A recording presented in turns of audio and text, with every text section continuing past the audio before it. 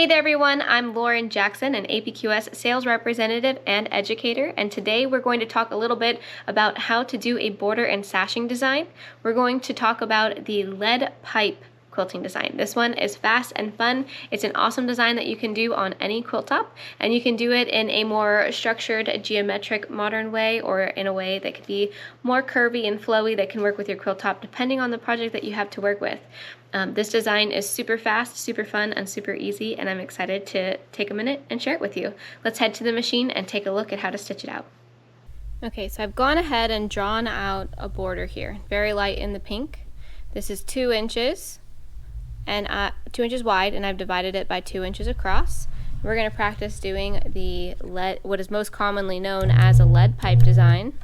Now you can do this a couple of different ways. I personally don't think that it's so serious that you need it to be perfectly symmetrical and lined up, but you could add an additional marking and just kind of mark the middle for your space.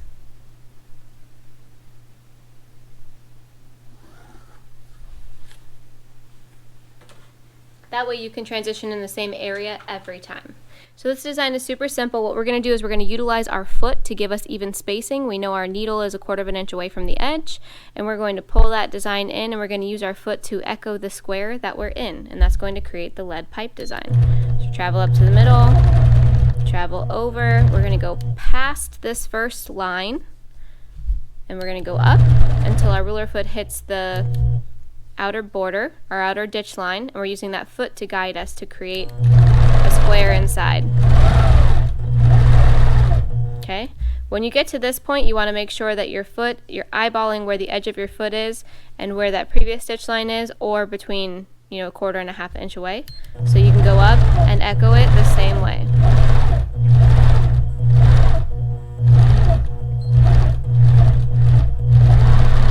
Follow out. Square 1 done. And I like to go, some people are probably wondering, why didn't you just ditch the square first and do it that way? I don't like to ditch it. I kind of like it this way because it creates space between the edge of my ditch and whatever other designs might be on the other side.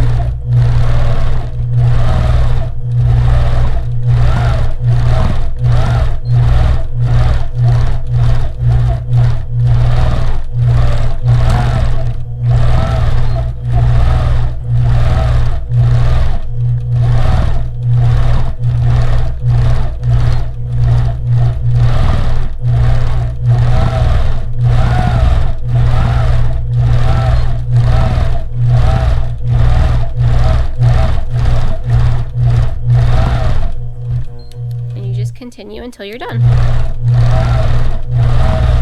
Now if you want to take this design and take it from being more geometric or masculine, which this is a fantastic masculine design when you're not sure what else to put in a quilt or a border or sashing. Oops. When you get to a corner, you're going to transition down. Okay, so we're working our way around the corner, we're changing the position to where we're going. Now if you notice on my squares, I transition up every time. You can go up 1 time, down 1 time. If for some reason you mess up and go up and then down and they should have all been up, just keep rotating it back and forth so it looks like you did that. So what else you could do to make this a little bit more feminine, fresh, and funky is instead of doing a square, utilize the same concept with a circle. If this is a square that's divided. So we have a 2-inch sashing by a 2-inch square, or an oval.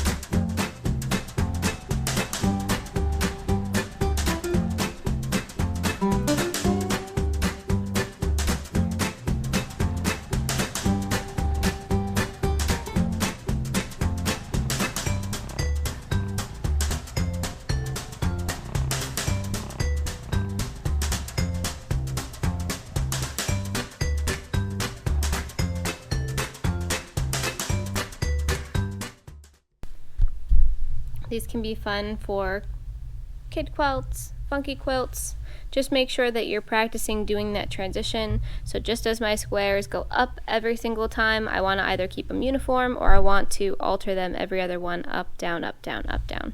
Just use that foot to give you good even spacing. It's a little harder to do when you're doing the circular one, but this one can be fun as well.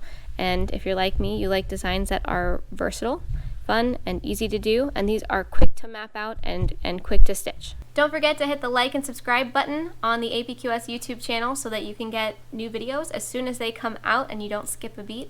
Thank you for joining us for our lead pipe design today. Again, I am Lauren Jackson, an APQS sales representative and educator, and I'm super happy to be doing these free motion quilting tutorials for y'all. Thank you for joining me today. Happy stitching. Bye.